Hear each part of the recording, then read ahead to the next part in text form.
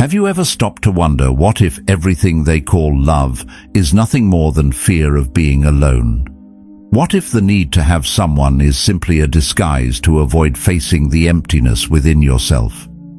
And what if what you call a relationship is just another way to run away from you? Nothing is closer to the truth than the discomfort we feel in solitude. The Stoics urged us to imagine being on our deathbed, the room silent, the air heavy, the weight of your life pressing in, and to ask, did you live your own life, or did you merely exist in the shadow of someone else's? The Stoics also warned us against surrendering our inner freedom, reminding us that the chains we accept willingly are the hardest to break.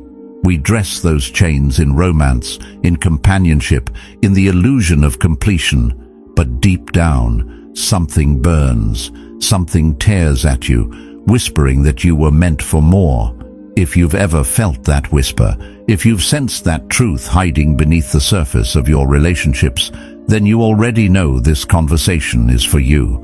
And if you seek the courage to face yourself without masks, to build a life rooted in your own strength and sovereignty, consider subscribing for the version of you who refuses to abandon their own soul. Most people don't fall in love because they've reached a place of wholeness. They fall because they're terrified of the silence that waits for them when the noise stops. The kind of silence that forces you to hear your own thoughts, to confront the questions you've been avoiding for years. There's an empty space in their life, a space that feels too wide, too echoing, too raw, so they fill it with another person. Not always because they deeply want that person, but because it's easier than facing themselves. We rarely talk about how much of what we call love is simply a beautifully dressed form of avoidance. It's easier to get lost in someone else's stories, emotions, and needs than to confront our own. Carl Jung once wrote, "Loneliness does not come from having no people around you, but from being unable to communicate the things that seem important to you." And for many, a relationship isn't a bridge to true connection. It's a shield from that loneliness, a way to pretend they are understood, even when they've never truly understood themselves. The problem is, when love is rooted in fear, it becomes fragile. Every disagreement feels like a threat, every moment of distance like a crack in the glass. The relationship starts to carry the impossible task of holding together not just two lives, but also the unresolved parts of each person. And when those cracks begin to show, panic sets in. People cling harder, negotiate away their own values, silence their desires, and bend themselves into shapes that don't quite fit, just to keep the other person from walking away. It's not love at that point. It's a survival tactic. It's a way to keep from being left alone with the very silence they've been running from. In love, the opposite often happens. We seek to be validated, accepted, approved, and in the process, we trade away the raw honesty that could actually help us grow. This is why so many lose themselves in relationships without even realizing it. The process is subtle, almost invisible at first. You compromise on small things, where to eat, what to watch, how you spend the weekend. It feels harmless. It feels like partnership. But then the compromises grow. You hold back parts of yourself because you know they won't understand. You stop pursuing certain dreams because they create tension. You start adjusting your personality, not because you want to, but because you're afraid that being your full self might cost you the relationship. Over time, the person you were becomes harder to recognize, even to yourself. Marcus Aurelius reminded us, "It is not death that a man should fear, but he should fear never beginning to live." And that's the quiet tragedy. So many people stop truly living once they're afraid of losing someone.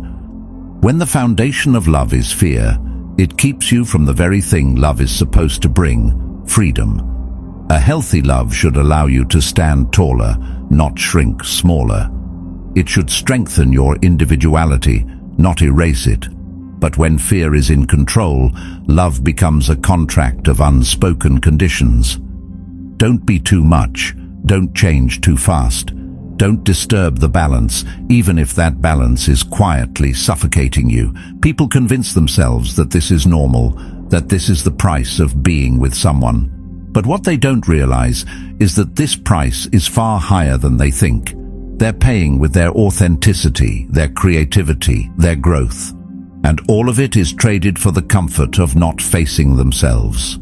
The irony is, the silence they're running from is not their enemy, it's their teacher. In solitude, the noise fades, and you begin to hear your real voice again. At first, it's uncomfortable. You hear doubts, fears, regrets.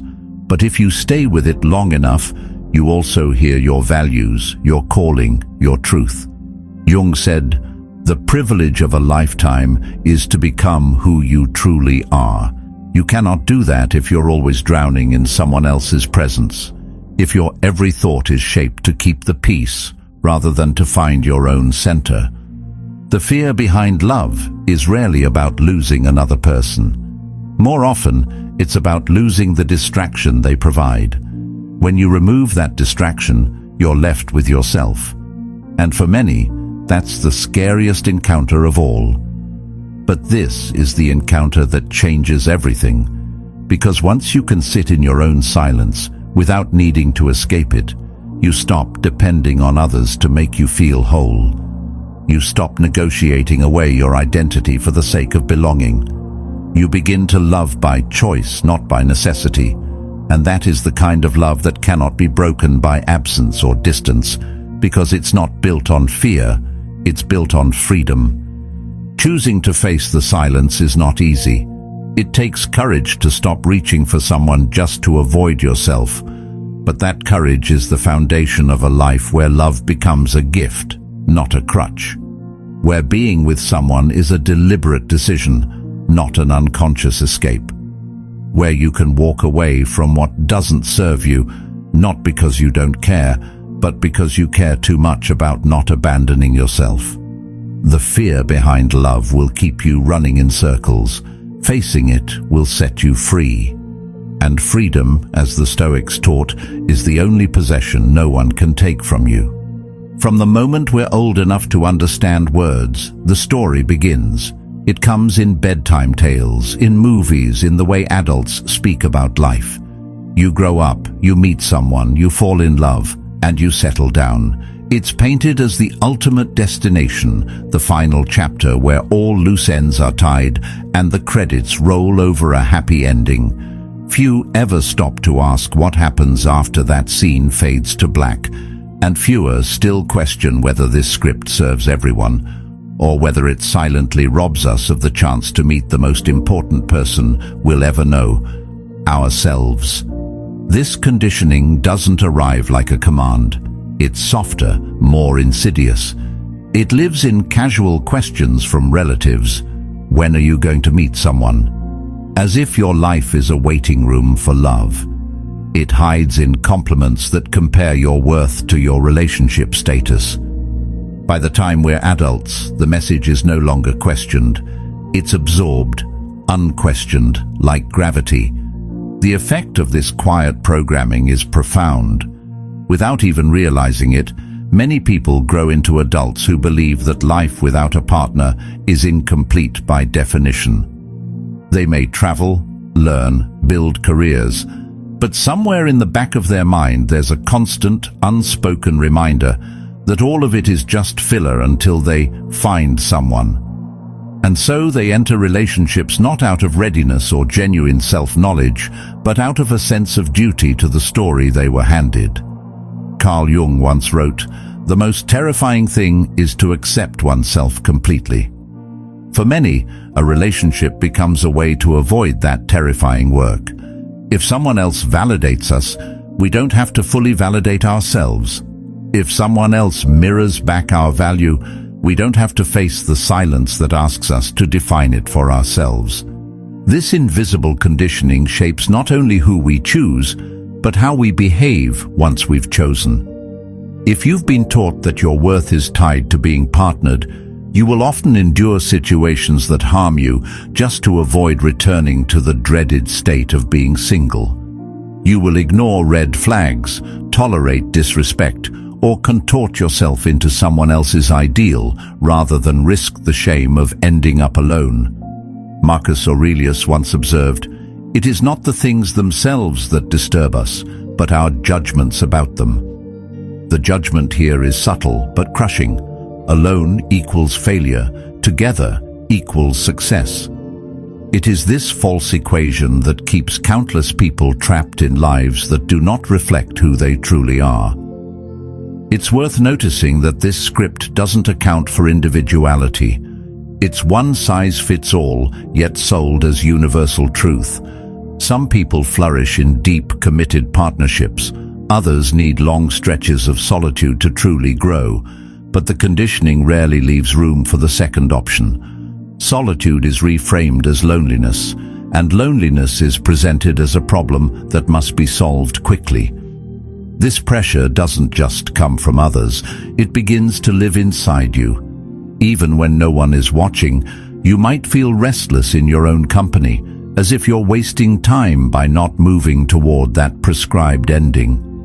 Over time, this restlessness becomes the background music of your life.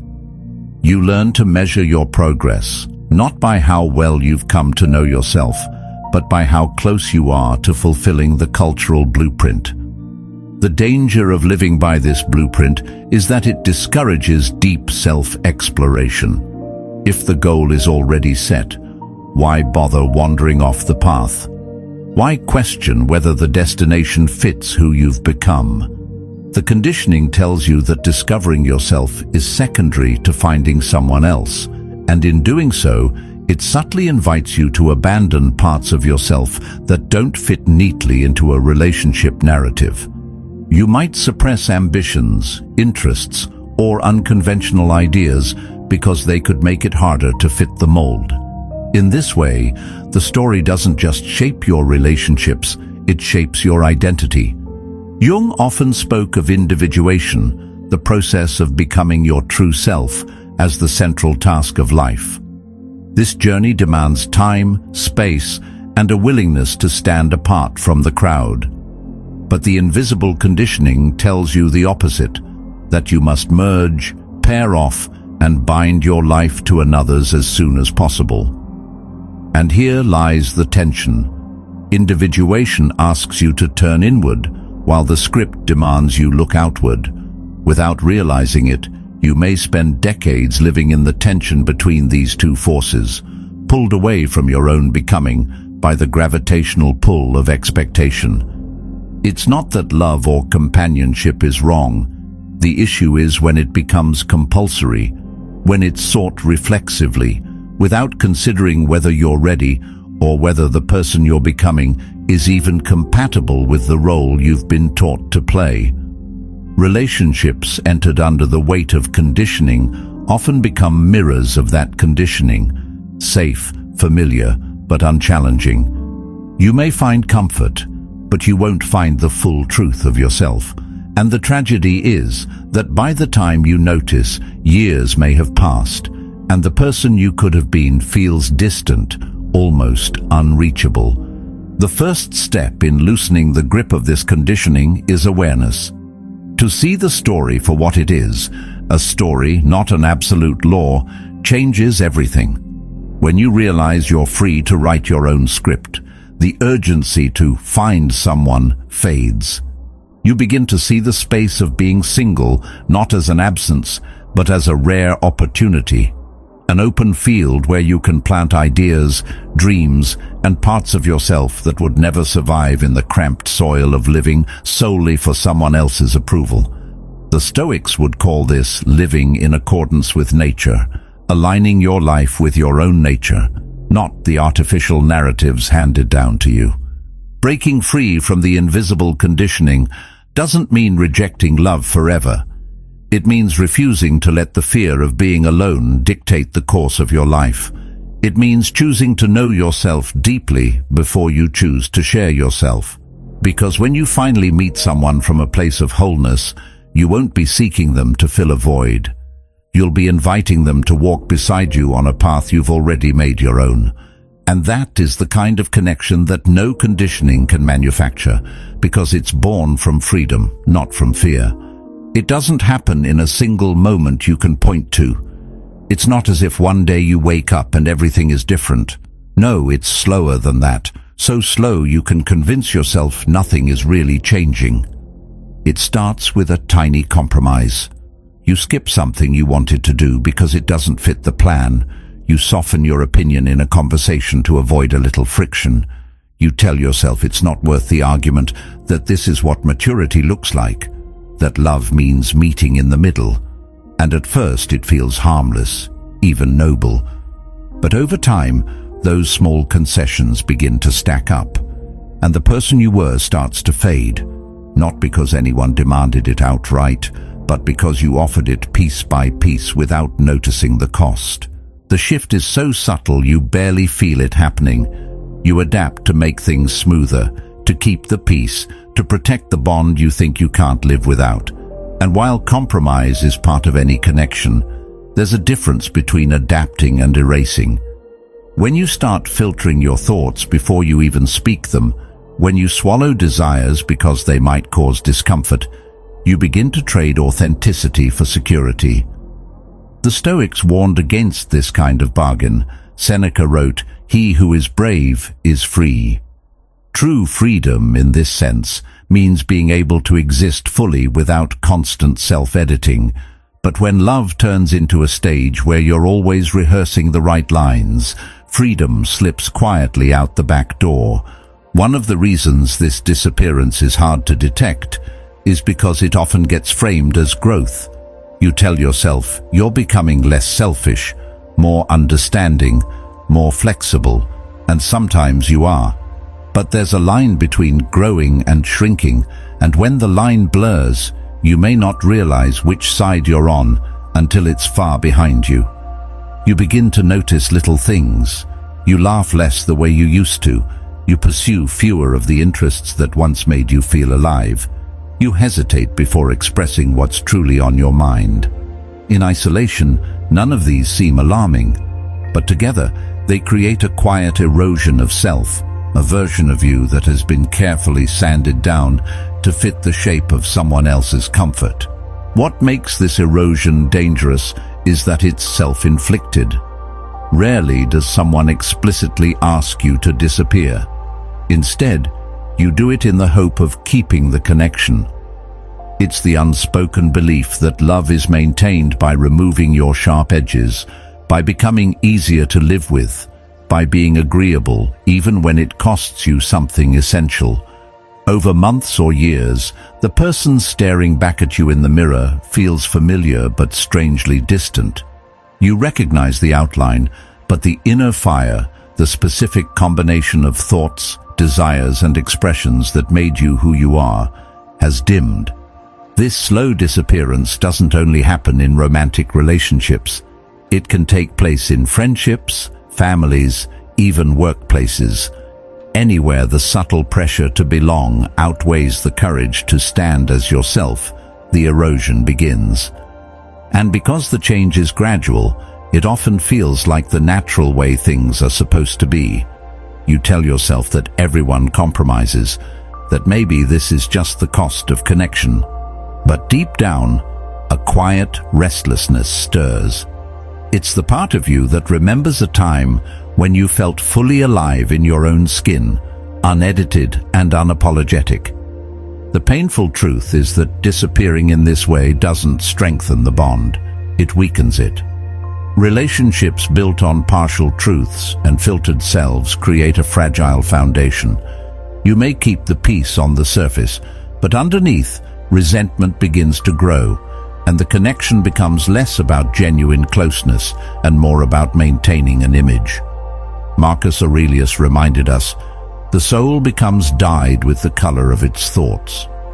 If your thoughts are constantly tailored to avoid conflict, then your soul slowly adopts the muted tones of avoidance, losing the vibrant colors that made you unique. Reclaiming yourself from this disappearance isn't about swinging to the other extreme and refusing compromise altogether. It's about remembering that the truest form of love, whether romantic, platonic, or even self-love, thrives when both people stand whole. It's about recognizing that you can be kind without erasing your boundaries, that you can be loving without silencing your truth. The courage to be fully yourself will sometimes create tension, but tension is not the enemy. As the Stoics understood, the tests we face are the training ground for strength. A relationship that cannot withstand your authenticity is not one that can truly hold you. The slow disappearance is seductive because it feels safe. But that safety is an illusion if it comes at the expense of your own life force. You are not meant to be a softened, palatable version of yourself just to preserve an idea of love. Love that demands your absence is not love. It's a contract for slow self-abandonment. And when you finally see this, you begin to understand that the greatest gift you can give any relationship is the fullness of who you are, unshaped by fear and uncut by compromise. Because the moment you stop disappearing, you stop trading your life for someone else's comfort, and you start living it as it was meant to be lived, whole, present, and unmistakably yours. Belonging is one of the deepest human desires. We are wired to seek it, to feel anchored in a place, a group, or a person. There is comfort in knowing you have somewhere to return to, someone who will call you theirs, a life that feels shared rather than solitary. But what we rarely acknowledge is the quiet toll this belonging can take when it's not grounded in true freedom. The cost is rarely demanded outright. Instead, it shows up as a constant, almost invisible negotiation of your thoughts, your desires, your very essence. You learn over time which parts of yourself are welcome and which should be hidden away. And the more you trade away those parts, the safer you seem to feel, even as something essential in you begins to fade. The safety of belonging often comes wrapped in rules. Some are spoken, most are not. You discover that certain opinions are better left unsaid because they disturb the peace. Certain ambitions should be toned down because they threaten the balance. Even emotions, raw and unfiltered, are carefully measured so they don't make others uncomfortable. Slowly you start to live in a kind of emotional and mental middle ground, never too much, never too little, always adjusted to fit the space you occupy. Epictetus warned, if you wish to improve, be content to be thought foolish and stupid. But belonging often makes us unwilling to be misunderstood. We choose smoothness over honesty, acceptance over self-expression, and that choice, repeated often enough, reshapes us. What makes this cost so subtle is that it often feels like love. You tell yourself you're compromising because you care, because you're a good partner, friend, or family member, and sometimes that's true. But the line between healthy compromise and self-erasure is thin, and belonging has a way of pushing you toward the latter without you noticing. One day you realize you're no longer saying what you think unless it's safe. You've stopped chasing certain dreams because they don't align with the shared plan.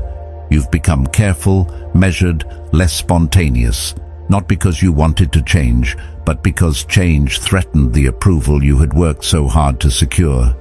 The cost of belonging isn't always paid in dramatic moments of betrayal or loss. More often it's paid in small, almost invisible installments. The joke you didn't make because you weren't sure how it would land.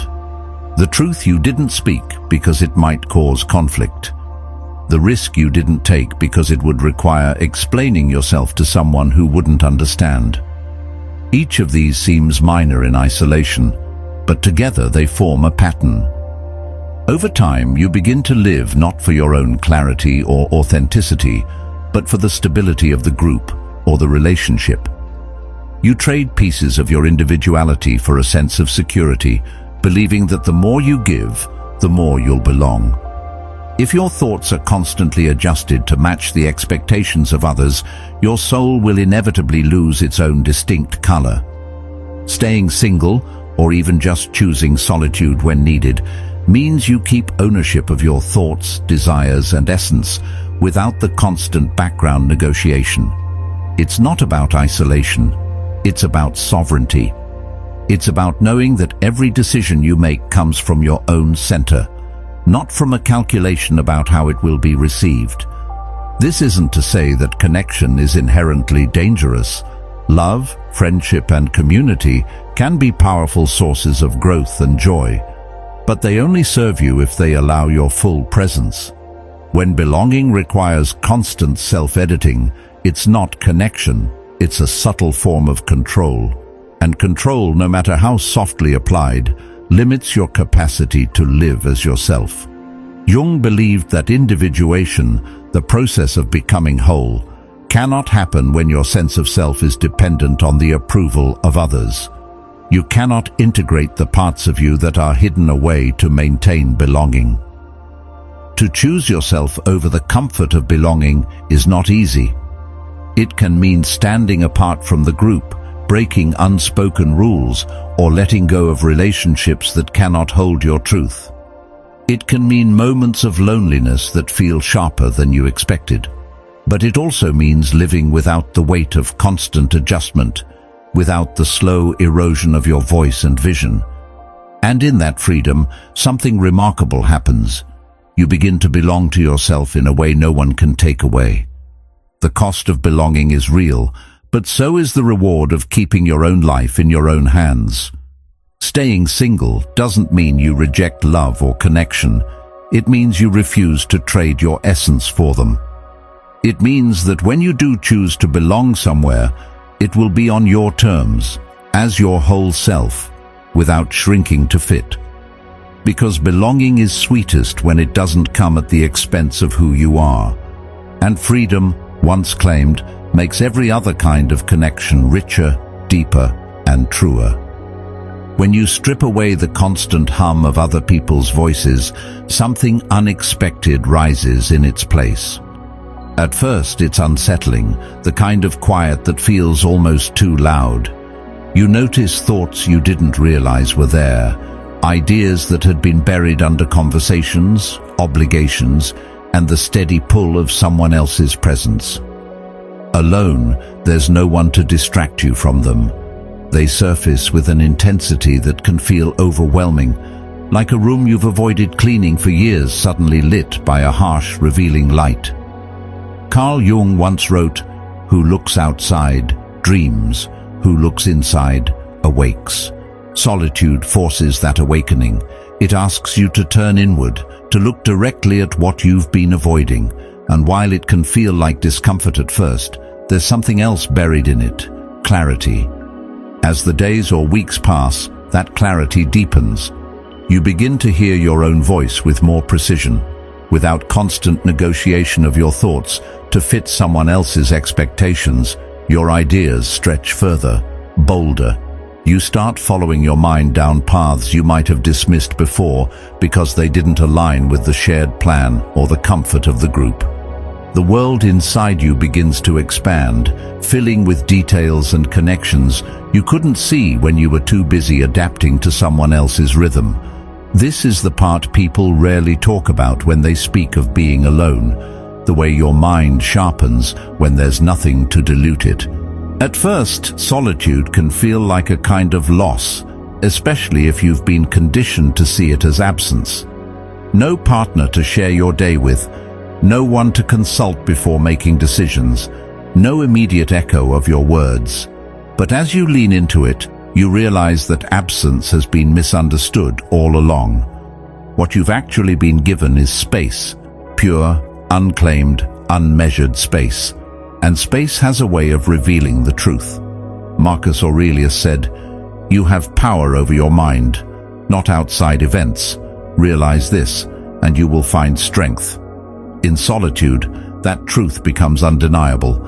You stop outsourcing your validation, your direction, your worth. They start coming from the inside out, and the power in that shift is hard to describe until you felt it. The more time you spend in this space, the more it changes you. At first, you fill the silence with noise, music, screens, conversations with anyone who will listen, but slowly you start letting the silence be. You discover that not all thoughts need to be drowned out, that some of the discomfort you feel in stillness is simply the process of meeting yourself again. It's in that stillness that desires become sharper. You realize which dreams are truly yours and which were inherited from someone else's vision for your life. You feel the pull toward things you had long forgotten mattered to you. This is when solitude begins to shift from uncomfortable to addictive, not because you want to avoid people, but because you've tasted the freedom of living without constant compromise. There's a peculiar kind of energy that comes from being alone on your own terms. It's not the isolation born of rejection or loss. It's chosen, deliberate, and rooted in self-respect. The Stoics would see this as aligning with nature, living according to your own inner compass. You start to notice how much of your life before was built around reacting to someone else's mood, their needs, their plans. Now, your energy is directed toward creation. You're not managing another's emotions before you can explore your own. You're not tempering your excitement or holding back an idea because it might be misunderstood. In this space, time feels different. There's a stretch to it, an openness that allows for deeper work and deeper thought. You can pursue an idea until it's fully formed without being interrupted by the constant need to check in with someone else. You can start something at midnight because you feel inspired, or stop in the middle of a project to follow a new thought without having to explain yourself. It's in these moments that you realize how much energy you've spent before on simply maintaining the balance of shared life. That energy is now yours to invest where it matters most. Of course, solitude isn't a constant stream of inspiration. There are days when the quiet feels heavy, when you wish for the ease of someone else's presence. But even in those moments, you begin to understand the weight has meaning. It's shaping you, building your capacity to stand on your own, to sit with your own mind without running from it. Eventually, the space solitude creates stops feeling like a void and starts feeling like home. You realize that the truest connections you'll ever have, with others, with the world, with your own work, are richer when they grow from this foundation. You no longer fear being alone because you've seen what can be built there. And once you've experienced the sharpness of thought, the clarity of vision, and the unfiltered pull of your own desires, you'll protect that space fiercely. Not as a wall against the world, but as the ground on which you stand, steady and unshakable.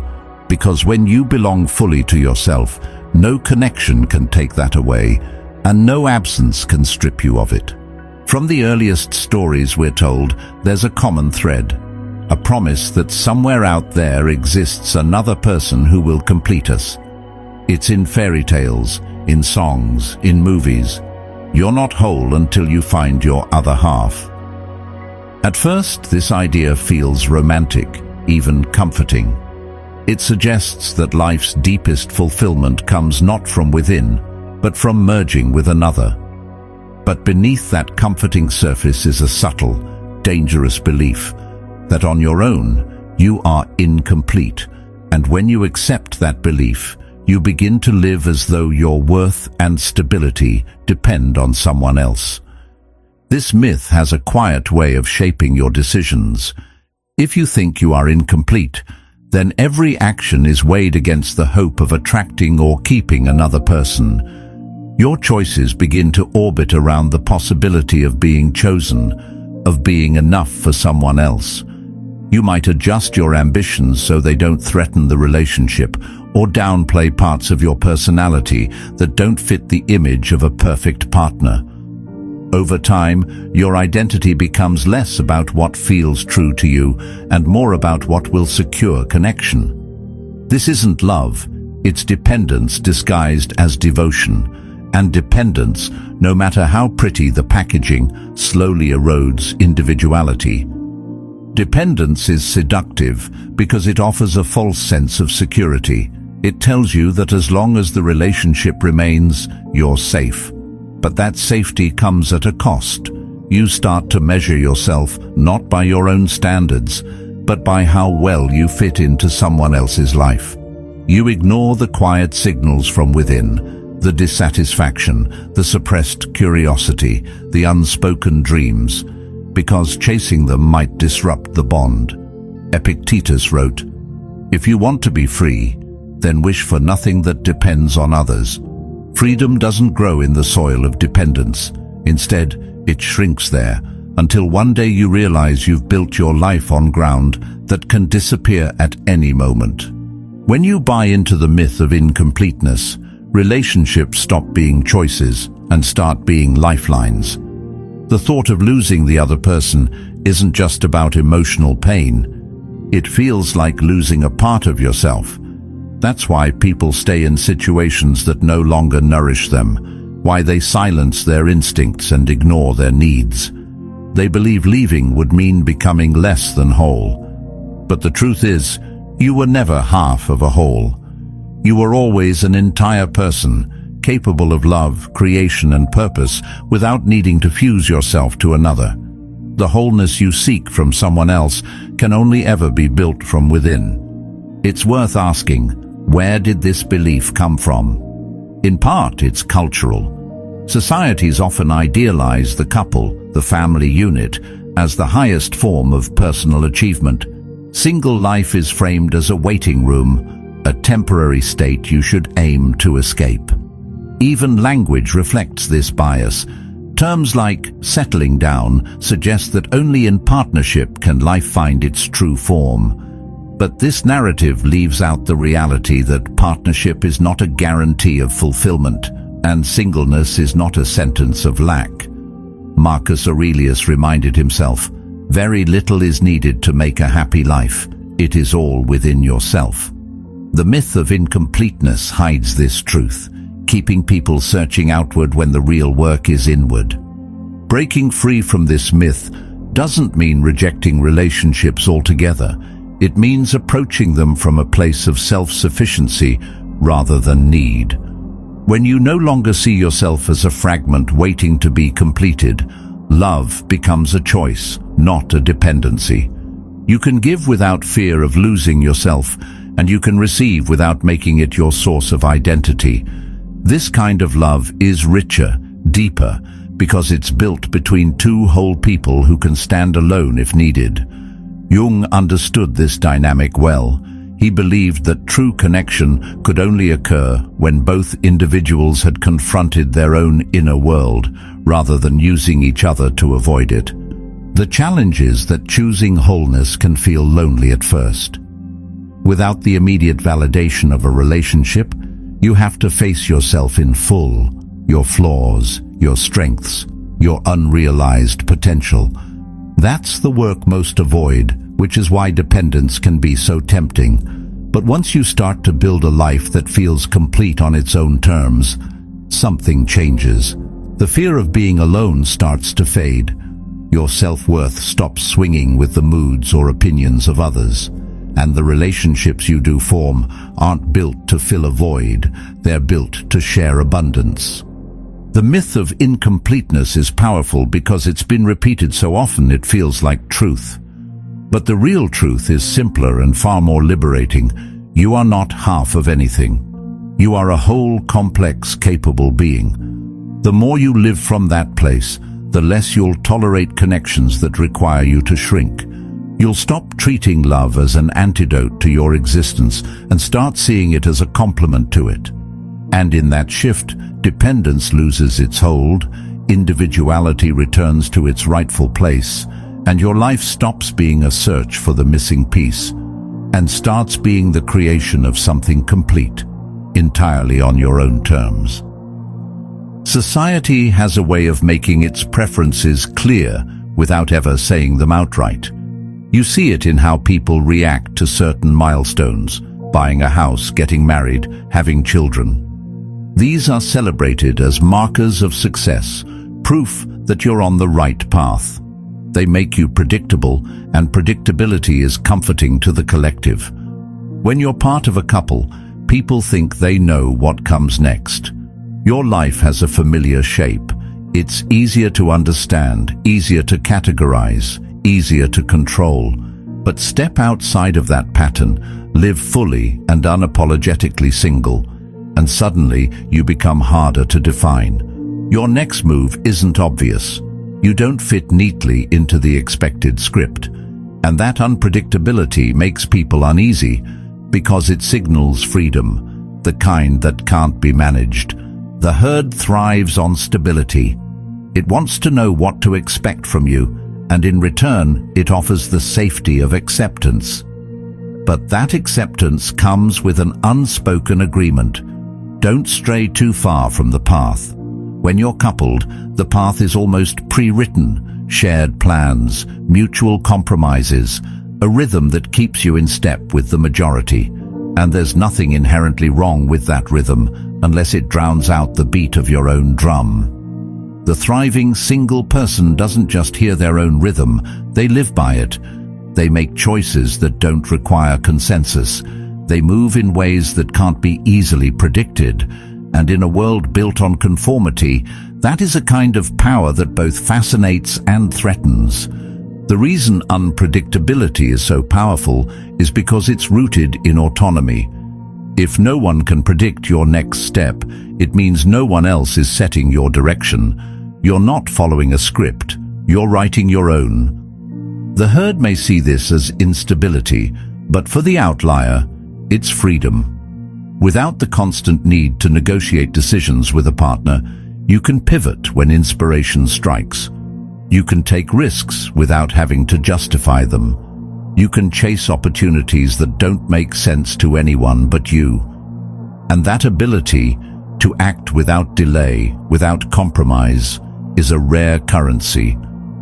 Of course, the herd doesn't just ignore the outlier, it often tries to pull them back in. Questions come disguised as concern. Don't you want someone to share your life with?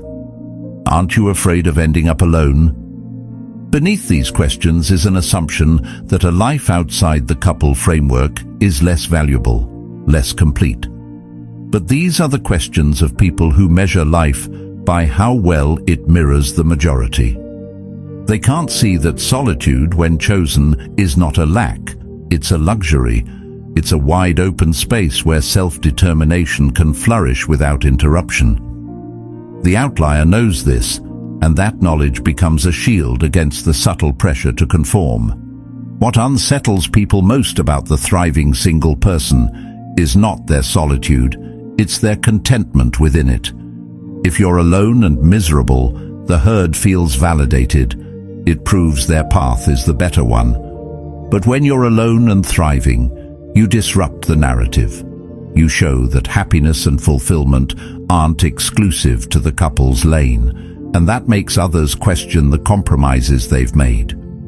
Jung understood this discomfort, noting that the most intense conflicts, if overcome, leave behind a sense of security and calm that is not easily disturbed.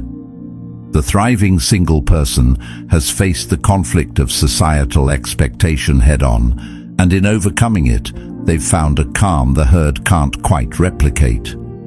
Unpredictability also breeds resilience. When you're not dependent on another person to define your identity, you're less shaken by change. The herd fears disruption because it throws their carefully constructed stability into question. But the outlier moves through change fluidly. They're used to navigating without a preset map. They know that life can shift in an instant, and they've built themselves to adapt. This adaptability is another form of power, one that allows them to seize opportunities and weather challenges without losing their sense of self. In the end, the difference between the herd and the outlier isn't about relationships, it's about agency.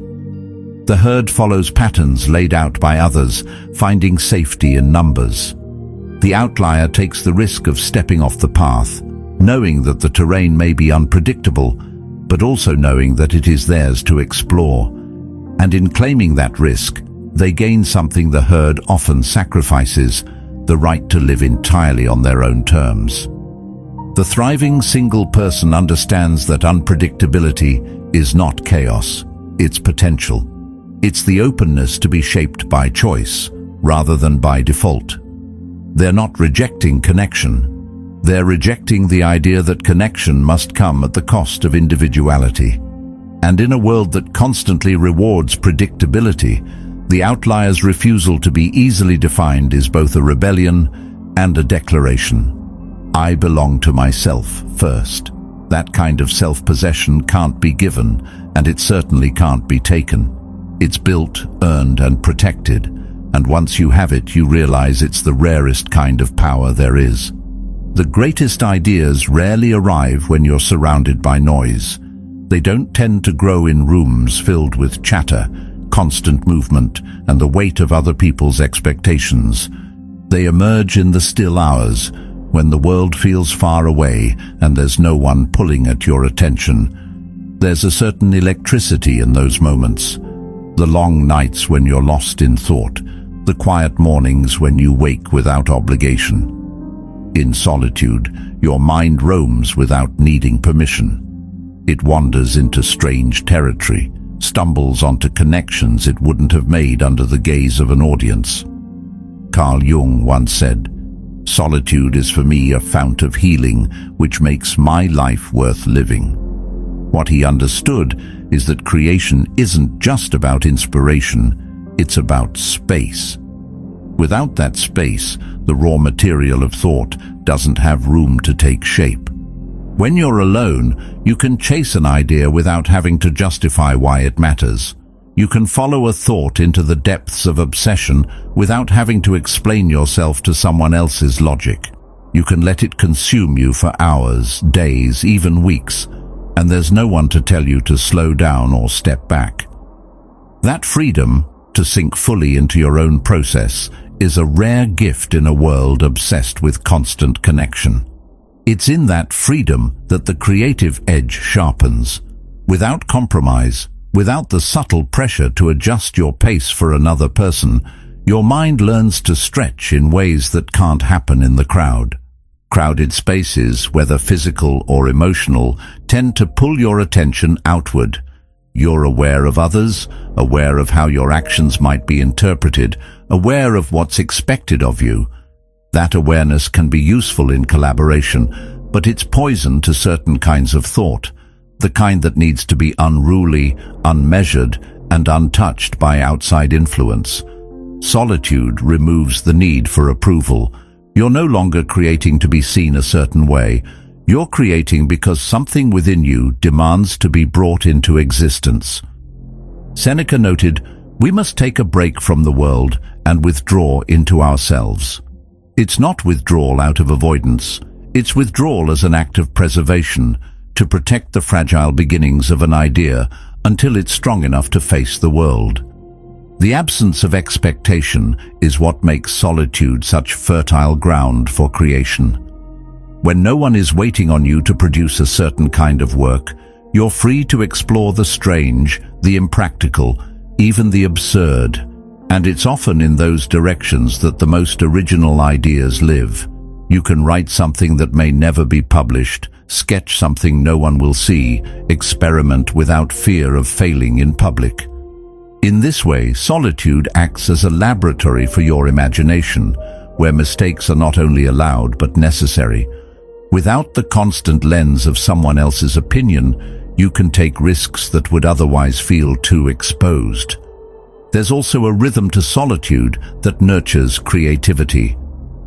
Without the interruptions that come from shared life, you can enter what psychologists call flow more easily, a state where time disappears, and you're so absorbed in the work that nothing else exists. You don't have to stop mid-thought to respond to a message or explain why you're still at your desk. The momentum builds, carrying you deeper into the process, and sometimes what emerges from that state is something you could never have forced through will alone. Marcus Aurelius wrote, "Nowhere you can go is more peaceful, more free of interruptions than your own soul. And in that uninterrupted space, your best work often finds you." The creative edge of being alone isn't just about producing more, it's about producing work that feels truer. In the absence of others, you stop mimicking. You stop unconsciously shaping your ideas to match what's popular or what will be praised. You stop editing before you've even begun. What comes out is raw, unfiltered, and entirely yours. Even if it's imperfect, it carries your signature in a way that work made under constant influence never can. That authenticity is worth more than polish, because it's the foundation of a voice that can't be replicated. This is why so many thinkers, writers, and artists throughout history have sought solitude, not as a rejection of people, but as a necessary ingredient in their work. They understood that while collaboration has its place, the deepest, most transformative insights are often born in the quiet hours no one else sees. Alone, you can wrestle with your own contradictions, push against your own limits, and listen for the truths that don't speak loudly enough to be heard in the crowd. Those truths might unsettle you at first, but they're the ones that tend to reshape everything you create afterward. In the end, the creative edge of being alone comes down to this. Solitude gives you room to hear yourself clearly, without interruption, without dilution. It allows you to build something before the world has a chance to tell you what it should be. And once you've experienced that kind of space, once you've felt what it's like to create without compromise, you start to guard it fiercely. Not because you want to shut the world out, but because you've seen how much more alive your work, your ideas, and your very self become when you give them the gift of being born in silence. When you step out of the constant exchange of emotions that comes with being closely tied to someone else, something subtle but powerful begins to happen. At first, it's disorienting. You're used to checking the emotional temperature of another person before you even know your own. You've been conditioned to adjust your tone, your energy, your words to keep balance or avoid conflict. But when you remove yourself from that constant negotiation, the static starts to clear. You begin to realize just how much of what you've been feeling all along wasn't even yours. It's not that other people intend to weigh you down, it's just what happens when you're deeply connected. Their highs become your highs, their lows seep into your bones. Over time, it becomes harder to tell where you end and they begin. But in solitude, you start to notice the difference. You realize that the irritation you've been feeling isn't a permanent part of you. It's residue from constantly managing another's frustrations. The heaviness that used to linger in your chest doesn't belong to you at all. It's something you absorbed in the process of trying to keep the peace. The Stoics believed that our peace of mind depends not on events themselves, but on the judgments we attach to them. When you're alone, those judgments are finally yours, unfiltered and unshaped by someone else's lens. At first, this clarity can feel almost too sharp. You're not used to sitting with emotions without immediately explaining or justifying them to another person. There's no one to reassure you that you're overthinking, no one to distract you with their own crises. You're left to feel what you feel in full. And in that full, unmediated experience, you start to hear yourself again. You notice what actually excites you, not what you've been pretending to be excited about to match someone else's mood. You notice what truly irritates you, not just what's been convenient to argue over. Slowly, your emotional landscape stops being a shared space and starts becoming your own territory. This is where the detox really happens. Without the constant influx of another person's needs, moods, and unspoken expectations, your nervous system begins to settle. You stop waking up braced for emotional surprises. You stop rehearsing conversations in your head before they happen. You start moving through the day without the weight of invisible negotiations. Should I say this? Will this upset them? Do I need to fix this before it becomes a problem? The space left behind isn't empty, it's breathable. It's filled with your own rhythm, your own pace, your own sense of balance. Emotional independence doesn't mean you stop caring about others. It means you stop carrying them in ways that cost you yourself. In solitude, you learn to communicate those things to yourself first. You learn to validate your own emotions without waiting for someone else to acknowledge them. You give yourself permission to feel without the need to edit for someone else's comfort. And when you do re-enter connection with others, you do so from a place of groundedness rather than entanglement. One of the most surprising parts of this process is the way joy changes. When you're constantly linked to another person's emotional state, your joy is never entirely yours. It's either amplified by their happiness or dampened by their unhappiness. Alone, your joy becomes self-generated, steady, and less vulnerable to being pulled apart by someone else's storm. You start noticing the small, pure pleasures that were once background noise, the way light hits your kitchen in the morning, the sound of your own laughter at something only you find funny, the calm that comes from simply being in your own space.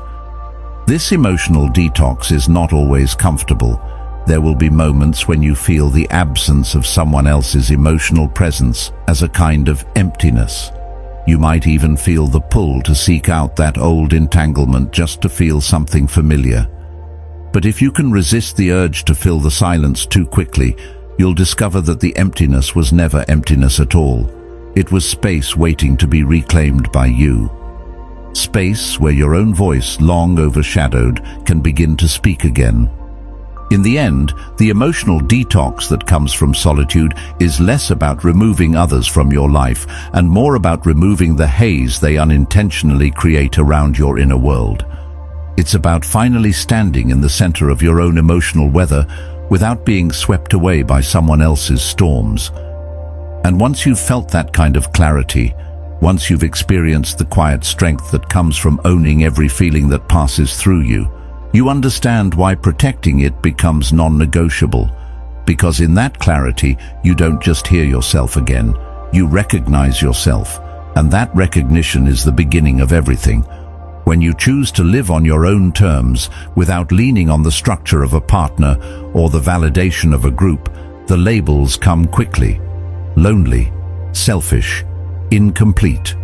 These words aren't really about you. They're about the discomfort your independence stirs in others. You've stepped outside the script, and people don't quite know what to do with that.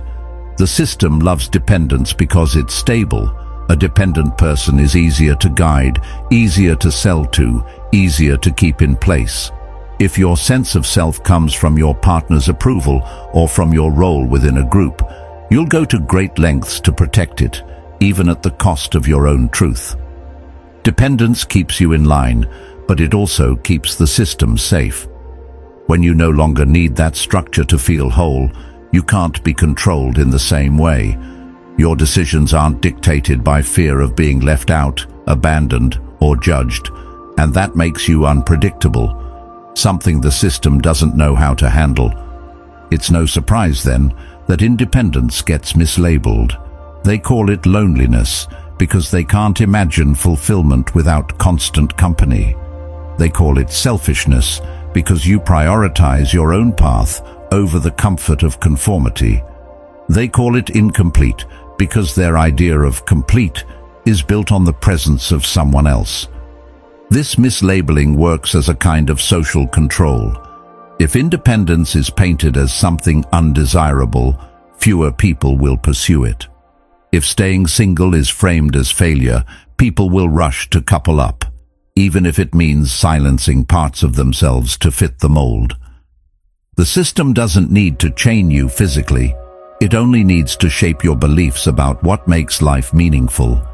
That's why the choice to live free, truly free, is so radical. It's not just about you. It's about refusing to reinforce a cycle that trades authenticity for acceptance. Independence is threatening because it's proof that you can live without constant validation.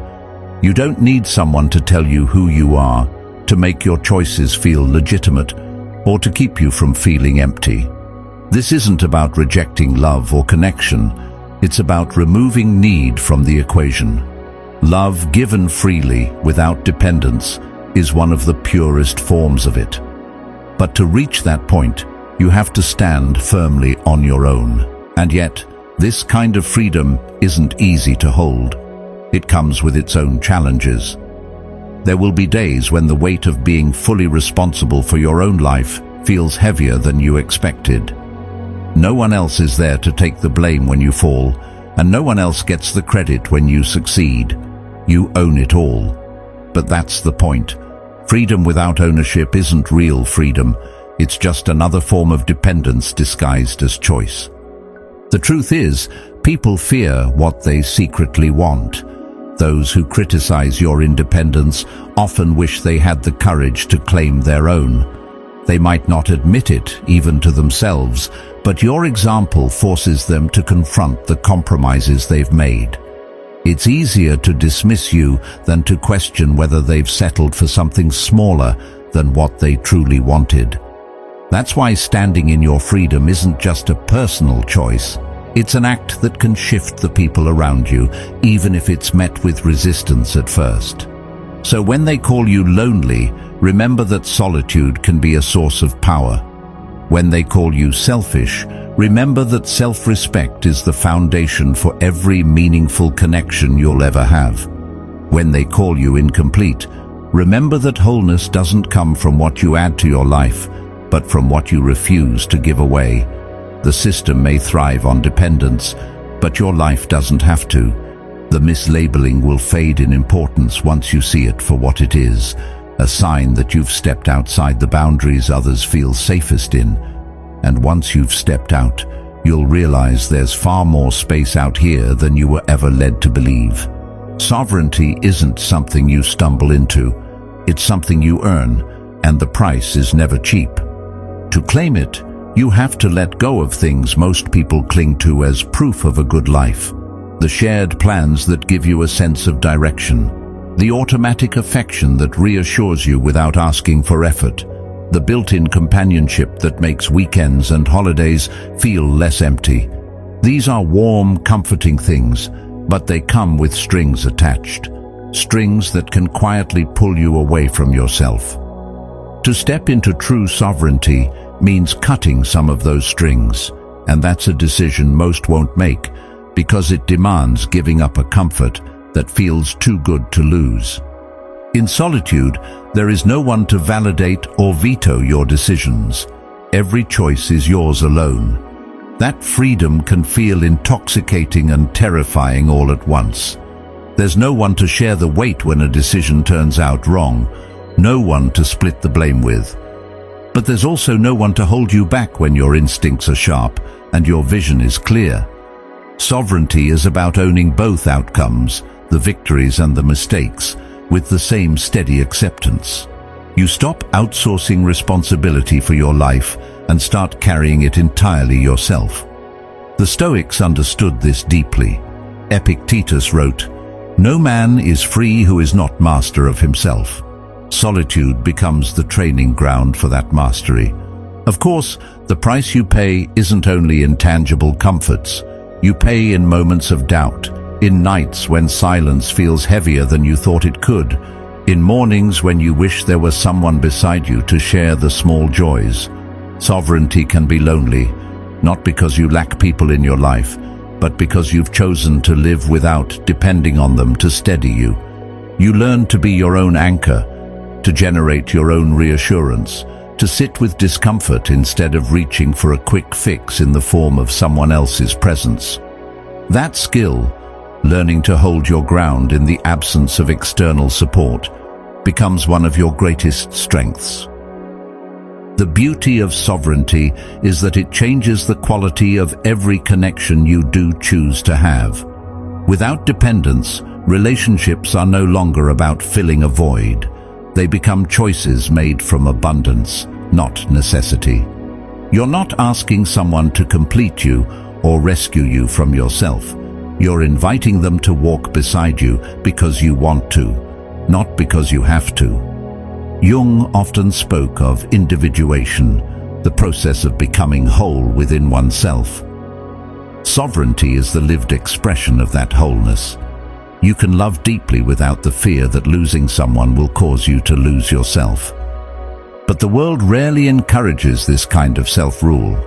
It thrives on mutual reliance, on the predictability of people who are bound to each other in ways that keep them in place. A sovereign individual can't be as easily managed or persuaded. You're less likely to accept what doesn't align with your values, less willing to stay in situations that don't serve your growth. That can make you harder to be around for those who prefer comfort over truth. You may find that some relationships fade because they were built on your willingness to compromise pieces of yourself to keep the peace. Sovereignty doesn't allow for that kind of self-erasure. The price also includes the need to confront yourself without distraction. There's no one to blame when you fail to act, no one to hide behind when you avoid the hard work. You see yourself clearly, your flaws, your blind spots, your excuses, and in that clarity, you have two choices: change or accept the truth of who you are without running from it. Both are difficult, but either one is a step toward the kind of freedom most people only talk about. The reward for paying this price is a life that is unmistakably your own. Every decision, every achievement, every mistake carries your signature. You move through the world without needing to dilute yourself for acceptance or bend yourself into a shape that fits someone else's plans. Your time is yours, your energy is yours, your mind is yours. That doesn't mean life becomes easier. It means it becomes yours in a way that nothing and no one can take from you. And once you've felt that, once you've lived days and months knowing that you are the sole author of your choices, it's almost impossible to give it up.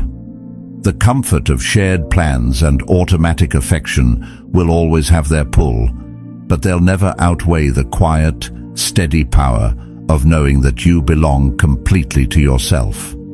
That is the price of sovereignty, and the reason it's worth paying. There's a point in solitude where something shifts.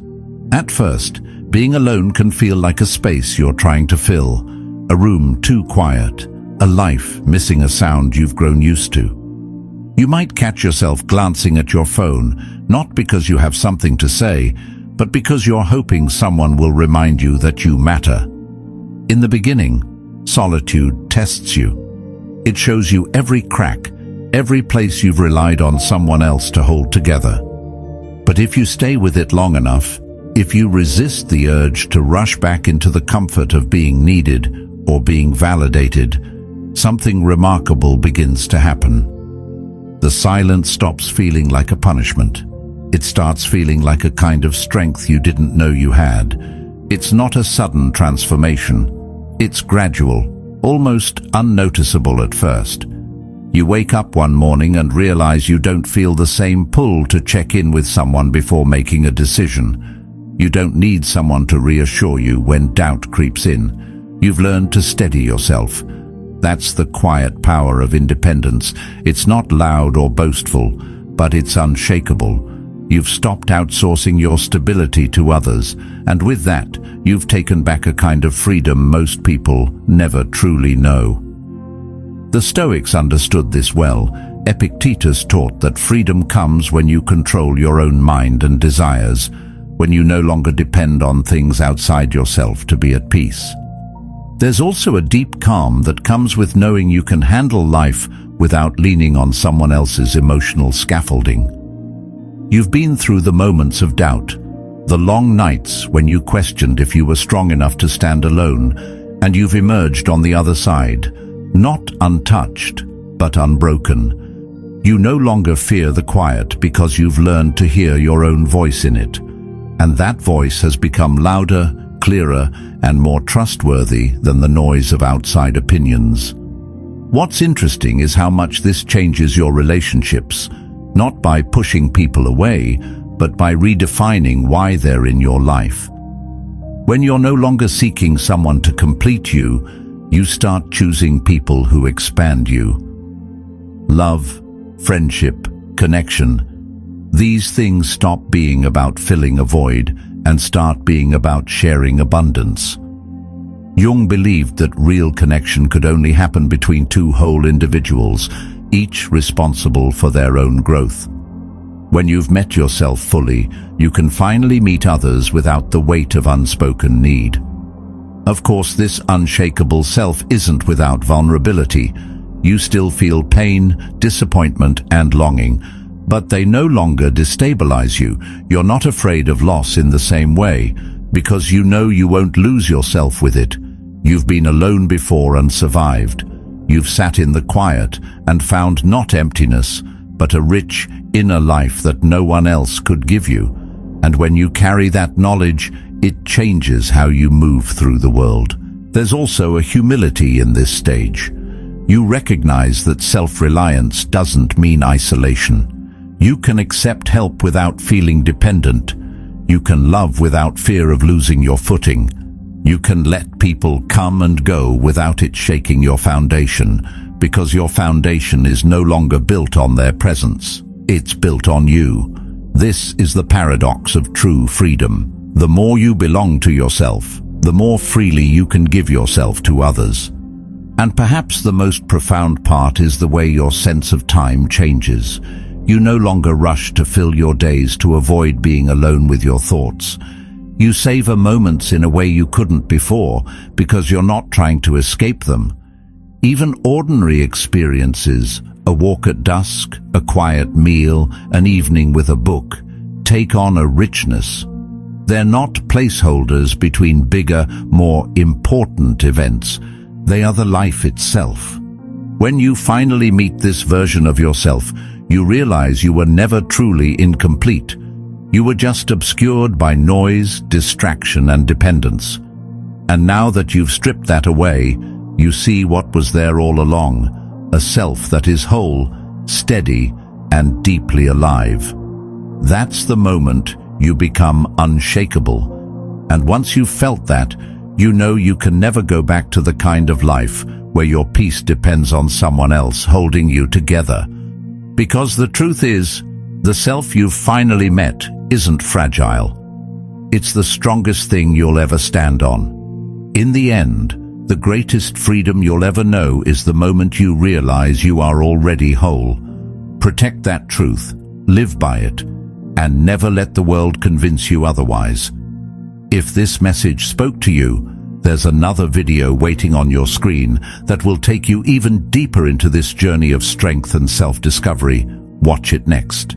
And thank you for being a part of Stoic Journal, where every step you take is a step toward becoming who you truly are.